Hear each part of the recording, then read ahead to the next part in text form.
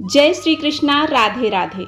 स्वागत है आप सभी का आपके अपने YouTube चैनल उपासना की उपासना में। आज के वीडियो में आप जानेंगे आषाढ़ मास के कृष्ण पक्ष में पड़ने वाली योगिनी एकादशी के बारे में। इसका शुभ मुहूर्त क्या है, पूजा विधि क्या है, यह किस दिन पड़ रही है, पारण का समय क्या है, इस दिन कौन से नियमों का ध्यान रखना चाहिए, क्या करना चाहिए, क्या नहीं करना चाहिए, भगवान की पूजा किस विधि से करना चाहिए। इसके साथ आप जानेंगे योगिनी एकादशी का महत्व क्या है। तो यह संपूर्ण जानकारी आपके साथ शेयर कर रही हूँ। वीडियो पसंद आता है तो प्लीज़ इसे लाइक ज़रूर कीजिएगा। चैनल पर नए आए हैं तो इसे सब्सक्राइब करना बिल्कुल मत भूलिएगा और बेल बटन ज़रूर प्रेस कीजिएगा ताकि नए नए वीडियोस आप तक पहुँच सकें। आषाढ़ मास के कृष्ण पक्ष की एकादशी तिथि को योगिनी एकादशी व्रत रखा जाता है। यह व्रत तीनों लोकों में सबसे पुण्य प्रभाव के लिए प्रसिद्ध है। धार्मिक मान्यताओं के अनुसार जो व्यक्ति योगिनी एकादशी का व्रत रखकर भगवान विष्णु की पूजा करता है उसे मोक्ष की प्राप्ति होती है। इस व्रत को करने से 88,000 ब्राह्मणों को भोजन कराने के बराबर पुण्य फल प्राप्त होता है। इतना ही नहीं, मृत्यु के बाद स्वर्ग की प्राप्ति होती है। पंचांग के अनुसार इस साल आषाढ़ माह के कृष्ण पक्ष की एकादशी तिथि 13 जून मंगलवार को सुबह 9:28 पर शुरू हो जाएगी और यह तिथि अगले दिन 14 जून बुधवार को सुबह 8:48 तक रहेगी।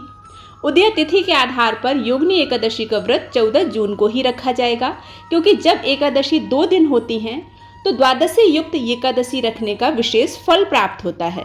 जो साधक योगिनी एकादशी का व्रत रखते हैं उनको विष्णु पूजा का शुभ मुहूर्त जान लेना अत्यंत आवश्यक होता है। 14 जून को योगिनी एकादशी पूजा के 2 शुभ मुहूर्त हैं।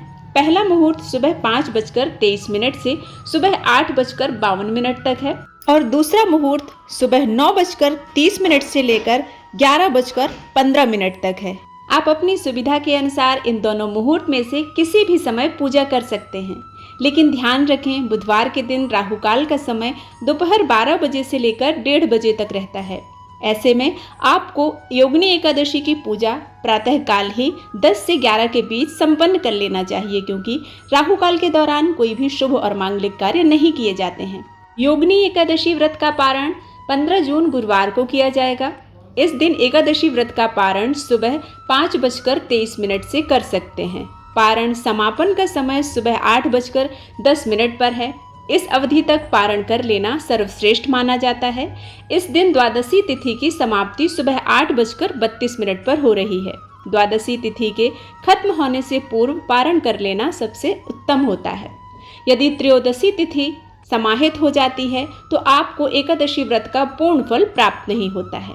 इसलिए हमेशा ध्यान रखें, जब एकादशी का व्रत रखें तो पारण हमेशा द्वादशी तिथि समाप्त होने से पहले ही कर लेना चाहिए। पारण हरिवासर अवधि के दौरान भी नहीं किया जाता है। हरिवासर अवधि द्वादशी तिथि के प्रथम चरण यानी कि 3 से 4 घंटे तक रहती है, तो इस अवधि में हमें पारण नहीं करना है। हरिवासर अवधि समाप्त होने के बाद ही द्वादशी तिथि में ही हमें एकादशी व्रत का पारण करना है। योगिनी एकादशी व्रत के महत्व की बात की जाए तो एक बार भगवान श्री कृष्ण से जब युधिष्ठिर ने आषाढ़ कृष्ण एकादशी के महत्व के बारे में पूछा तो श्री कृष्ण ने कहा कि इस एकादशी को योगिनी एकादशी कहते हैं।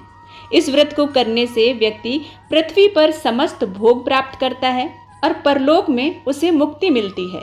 इस व्रत को करने से व्यक्ति के समस्त पापों का नाश हो जाता है और मृत्यु के बाद उसे स्वर्ग की प्राप्ति होती है।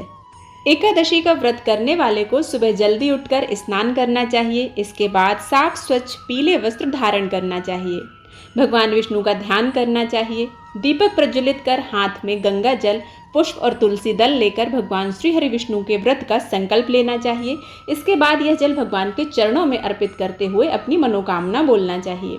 भगवान विष्णु का ध्यान करते हुए उनका जल से अभिषेक करना चाहिए। श्री हरि विष्णु भगवान और माता महालक्ष्मी का पंचामृत से अभिषेक करना चाहिए। इस दिन दक्षिणावर्ती शंख में गाय का कच्चा दूध और थोड़ा सा केसर डालकर भगवान विष्णु और माता महालक्ष्मी का अभिषेक करते हैं तो घर में कभी भी अन्न धन की कमी नहीं होती है। भगवान विष्णु का श्रृंगार करना चाहिए, नए वस्त्र अर्पित करना चाहिए, भगवान विष्णु को चंदन अर्पित करना चाहिए। भगवान विष्णु की पूजा में तुलसी दल अत्यंत आवश्यक होता है, इसलिए आप एकादशी से पहले तुलसी दल तोड़कर रख लें, क्योंकि एकादशी के दिन ना तो तुलसी पर जल अर्पित किया जाता है और ना ही तुलसी पत्र तोड़े जाते हैं। तुलसी पत्र ही नहीं, किसी भी वृक्ष के पत्र को नहीं तोड़ा जाता है एकादशी तिथि पर, इसलिए तुलसी दल की व्यवस्था पहले से ही कर लेना चाहिए। एकादशी के दिन तुलसी पर जल अर्पित नहीं किया जाता है, लेकिन सुबह और शाम गाय के घी का दीपक जरूर अर्पित करना चाहिए। इससे श्री हरि विष्णु भगवान और माता महालक्ष्मी की कृपा प्राप्त होती है। माँ वृंदा भगवान श्री हरि विष्णु के ध्यान में लीन रहती हैं और ऐसे में उन पर जल अर्पित कर उनकी पूजा में हम विघ्न डालते हैं। तो इस बात का हमें विशेष रूप से ध्यान रखना चाहिए। भगवान विष्णु के मंत्रों का निरंतर जाप करना चाहिए, विष्णु सहस्त्र स्तोत्र का पाठ करना चाहिए, पीपल वृक्ष की पूजा करना चाहिए क्योंकि पीपल वृक्ष में साक्षात भगवान विष्णु का निवास होता है।